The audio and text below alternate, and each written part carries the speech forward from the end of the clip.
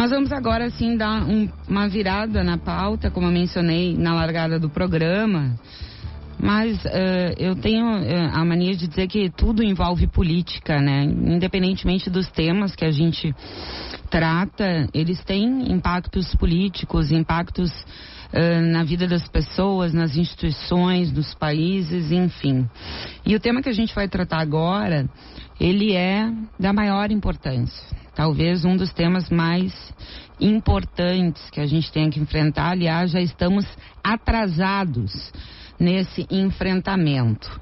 O SENGE vai realizar um painel na quinta-feira, dia 8 de dezembro, na próxima quinta-feira, portanto, e entre os palestrantes estará o especialista em mudanças climáticas que integrou o debates da COP27.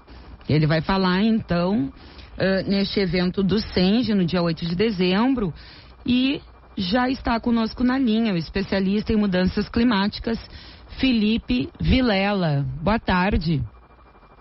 Boa tarde, Thaline, tudo bem? Muito obrigado pelo convite e vai ser um prazer aí estar falando um pouquinho mais sobre o impacto das mudanças climáticas, tanto nas engenharias, mas em todas as indústrias que a gente tem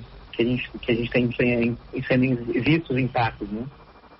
Sim, eu estou vendo aqui, Felipe, que tu é cofundador da Fundação Renature, uma fundação holandesa com projetos em diversos países no âmbito da agricultura regenerativa, enfim, e me lembrei, acompanhei, Felipe, uma missão do governo gaúcho à Holanda, isso em 2008, olha há quanto tempo. E nós ficamos lá e conhecemos muitas coisas, a reciclagem de lixo deles, por exemplo, uma coisa impressionante, assim, que já naquela época abastecia uma cidade inteira como Amsterdã, por exemplo. E eles mencionaram uma série de questões que deixavam os holandeses, os especialistas, intrigados em relação ao Brasil. Como, por exemplo, a quantidade de água que o Brasil tem e que é mal utilizada. Que eles fazem um esforço tremendo, né, para ter acesso ali à água que eles têm, né? E água é importantíssimo. Então, conta um pouquinho pra gente, Felipe Vilela, os debates da COP27, o que tu pode destacar de mais importante e o que a gente tem que fazer, né? Porque parece que a gente está acordando aos poucos, para algumas pessoas, pelo menos, né? Outras já estão anos além, para um problema que ele deveria ser básico. Nós temos que tomar providências já, aliás, deveríamos ter tomado. Ou todos nós e todas as futuras gerações, a gente já começou, mas vão pagar uma conta muito alta. Com certeza, Thaline. A gente vê hoje, né, aqui no Brasil, mas no mundo inteiro, a gente está tendo um impacto muito grande do clima na produção agrícola, por exemplo, né? Vou pegar a indústria de alimentos, por exemplo, que a gente no ano passado, por exemplo, teve uma queda de 25% a 30% na produtividade do café. O Brasil é o maior exportador de café do mundo, e é uma cultura extremamente relevante para o PIB, né, nacional, né? Só o agronegócio representa 30% do PIB. Então, assim, os impactos climáticos, tanto na agricultura, eles vão acabar tendo um impacto na nossa segurança alimentar, né? Hoje no país a gente tem 14% das pessoas passando fome, né? Então é muito relevante essa discussão, e na COP27 foi muito bacana no Egito, que a gente pôde ver os compromissos das grandes empresas, também das entidades governamentais, da ONU principalmente, trazendo inovação e principalmente tecnologia para a gente conseguir ficar abaixo do 1,5 graus, né, que é o limite para a gente conseguir enfim, não ter uns impactos severos climáticos que a gente já está tendo, né? Só, então, eu quero fazer um parênteses, Felipe, desculpa, eu te interrompi teu raciocínio, mas eu acho que é da maior importância. Quando tu fala 1,5 graus, muita gente pode pensar, isso não é nada. Bom, isso é suficiente para a gente ver o que já acontece na Antártida, por exemplo, de gelo em massa, em que os próprios animais já são ameaçados. Aquelas imagens daqueles ursos polares brancos assim, num pedacinho de gelo, isso já acontece com um percentual mínimo como esse de gelo, né? Exato, e não só na Antártida, né, Thaline, mas a gente vê no nosso próprio quintal de casa, né? O produtor rural, por exemplo, no Rio Grande do Sul, no Paraná, a gente teve uma perda de 135 bilhões de reais com impacto climático na produção de soja na região, né? E isso se dá muito porque a gente realmente não está incluindo a natureza e os recursos naturais, a gestão eficiente dos recursos naturais na agricultura, e também os impactos do desmatamento na Amazônia, que são muito grandes para o país inteiro, né? E, consequentemente, para o mundo inteiro. Então, ao você desmatar a floresta, você acaba liberando esse carbono de volta para a atmosfera. Então, hoje a Amazônia ela já foi 20% desmatada e ela passou do seu tipping point, ou seja, a Amazônia ela emite mais do que ela sequestra carbono hoje em dia, né? O que não deveria ser o correto, até porque isso regula o clima para o sul do país, através dos corredores que fornecem água, né, e abastecem água para as outras regiões.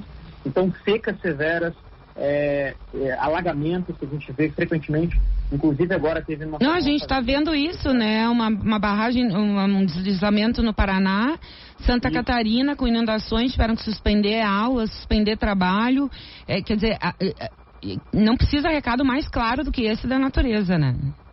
Exatamente. Então, a COP27 foi uma conferência mundial da ONU organizada para a gente poder debater, trazer iniciativas práticas que demonstram os resultados da indústria estar investindo na sustentabilidade, na mitigação desses riscos, né? Então, é muito bacana ver, por exemplo, projetos ambiciosos. A gente está falando de bilhões de dólares sendo investidos para a gente conseguir trazer energia limpa, trazer uma agricultura mais sustentável, fazer a gestão dos nossos resíduos de forma mais eficiente, né?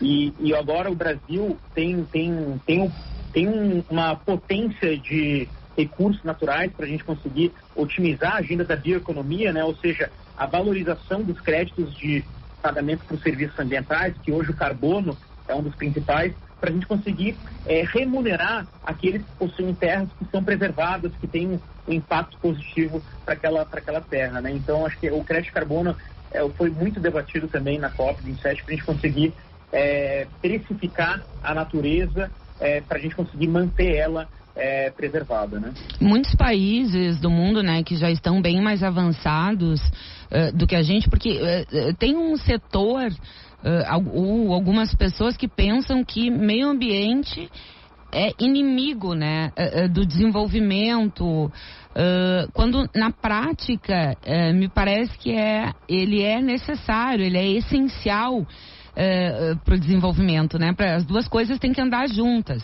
E muitos países já começam, assim como tu mencionaste a questão do carbono, já começam a comprar carne, utilizar outros commodities, produtos de países que têm preocupação com a preservação e não fazer negociações com países que não têm essa consciência ambiental. Exato. Então, para o PIB, para o mercado hoje brasileiro, é muito relevante a gente ter uma imagem de que a gente realmente inclui agendas climáticas de sustentabilidade na nossa tomada de decisão, até porque senão a gente a gente acaba perdendo o mercado. Inclusive a França e outros países fizeram compromissos de não comprar mais produtos provenientes de desmatamento, provenientes de práticas não sustentáveis no Brasil. Por exemplo, a gente trabalha com algumas empresas corporativas, entre elas a Timberland, né, que é uma marca de moda, enfim, de produtos de têxtil, onde ela deixou de comprar produtos no Brasil por conta do desmatamento, e agora com um cenário mais positivo, por pela Noruega, pela Alemanha e outros países voltarem a trazer capital, a gente está falando de bilhões de reais para o Fundo da Amazônia, eles estão retomando o mercado. Então a Timberland e outras marcas estão interessadas de retornar para o país por ter uma perspectiva mais positiva mais à frente, né? Quais são, Felipe Vilela, que é especialista em mudanças climáticas, eu sei que devem ser muitas, mas quais deveriam ser as nossas preocupações prioritárias? Perfeito, essa é uma ótima pergunta, né? A gente vê hoje que uma das principais preocupações em relação aos impactos climáticos em diferentes engenharias, né, em diferentes setores, é a questão da segurança alimentar, tá? E a segurança alimentar, por que eu digo isso? Porque a gente tem 3 refeições ao dia, né? E a gente hoje está tendo um impacto do clima na produção agrícola muito relevante, que acaba impactando no bolso do consumidor, né? A inflação do preço hoje de produtos que a gente viu, por exemplo, a crise do preço do trigo, do preço da carne, e isso vai se agravar mais para diferentes ingredientes e culturas agrícolas, fazendo com que o consumidor tenha esse impacto e não seja somente o produtor quem está na ponta lidando com a natureza que tem esse impacto, né? Então, a segurança alimentar vai ser um fator muito importante. Hoje a gente já chegou a 8 bilhões de pessoas no mundo, a gente vai chegar a 10 dias até 2050 e são muitas bocas para a gente alimentar, e a gente, no momento, a gente está falando de um solo, né? Acho que eu acabei falando um pouco do solo, mas o solo, a gente já tem 33% de terra degradada no mundo, sendo que no Brasil já estamos chegando a 80 milhões de hectares, né?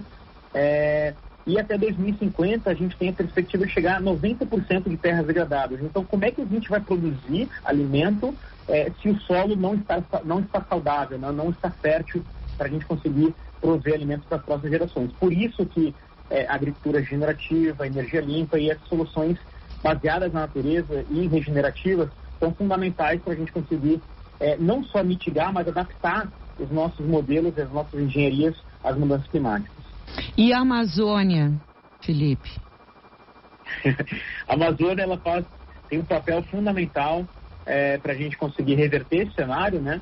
A Amazônia é a maior floresta tropical do mundo, ela tem uma riqueza de biodiversidade, né? E quando a gente fala de biodiversidade, a gente tem que estar falando também de um equilíbrio naquele ecossistema. Sim, eu falei com algum especialista faz um tempo, quando deu a polêmica aquela do corte das verbas internacionais para a Amazônia.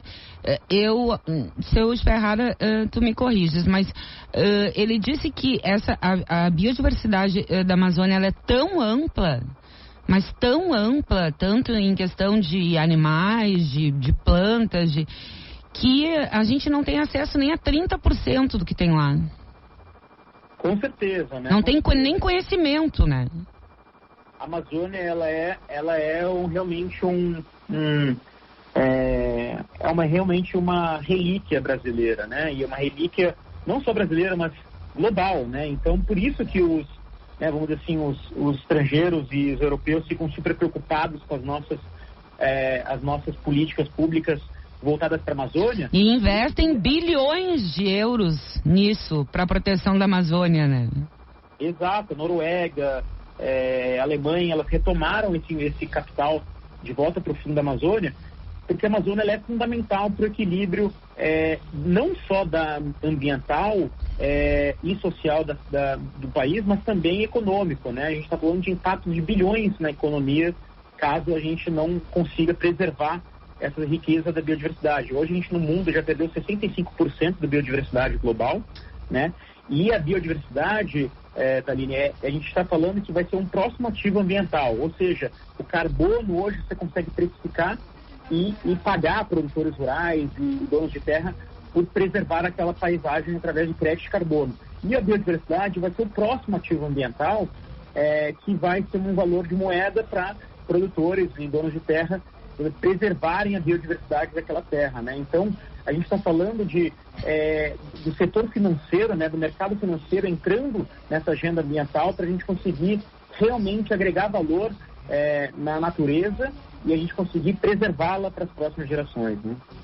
Agora, Felipe Vilela, a gente fala muito, né, e a questão ambiental agora, a COP27, o maior encontro sobre meio ambiente do mundo, a gente vê dirigentes mundiais, grandes empresários, agricultores, produtores, todos tratando dessa questão. E daqui a pouco, acho que as pessoas podem ficar com a sensação de que, bom, vão resolver esse problema. Quando na prática, é claro que isso é essencial, esses movimentos institucionais e de país, do mundo, do globo, mas cada um de nós, né, fazendo ali a sua parte, que a gente pode achar que não tem impacto nenhum, mas se cada um fizesse a sua parte, acho que um percentual grande desse problema já poderia ter sido solucionado, né? Separar o lixo, olha o que a gente vê de lixo nos oceanos, de animais, né? Enrolados em redes, comendo plástico. Quer dizer, as pessoas estão em casa e não separam lixo seco e lixo orgânico. Então, acho que todo mundo tem que fazer ali o seu pouquinho, né? Que de grão em grão a gente vai ter uma diferença bastante importante. Com certeza, Taline. A gente fala né, que isso tem impacto em níveis, né, em escalas individuais e escalas coletivas. E a gente precisa de todas as vertentes para a gente conseguir reverter esse cenário, né? Então, nossas atitudes cotidianas, elas influenciam sim, né? E ainda mais as coletivas, né? Quando a gente está falando de algo já mais institucional, mais do setor privado, acho que a gente está falando de um impacto que daí a gente consegue realmente multiplicar essa redução do impacto negativo. Então, as duas esferas são essenciais e a gente tem um papel fundamental para entender também a seriedade, a urgência desse assunto, né? Porque quando você olha os dados do IPCC, que é o relatório intergovernamental das Nações Unidas, que fala sobre as mudanças climáticas, a gente vê que a gente está falando de, olhando dados científicos que são realmente bem pessimistas, e pessimistas porque são dados científicos mostrando que a gente está num ponto muito crítico da mudança climática, e se a gente não levar a sério e levar isso como um tema urgente, a gente vai acabar vendo cada vez mais impactos e a gente acaba vendo um possível caos lá na frente. Então, por isso que é fundamental a gente antecipar as nossas mitigação de risco desses climáticos através de boas práticas, através de atitudes tanto individuais quanto coletivas para a gente atender esse risco, né? Perfeito. Felipe Vilela, que é especialista em mudanças climáticas, e ele vai falar na 17ª edição do Painéis da Engenharia, que marca o Dia do Engenheiro, celebrado aí no dia 11 de dezembro, né? O Felipe que integrou aí os debates da COP27, que aconteceu há pouco, recentemente, no Egito, para tratar o maior encontro, né, de meio ambiente do mundo. Felipe Vilela, muito obrigada pela disponibilidade em nos atender aqui no Esfera Pública, pela conversa, os esclarecimentos, e uma boa tarde e um bom trabalho para ti. Muito obrigado, Taline. Foi um prazer. Convido a todos a participarem. Vai ser gratuita, né?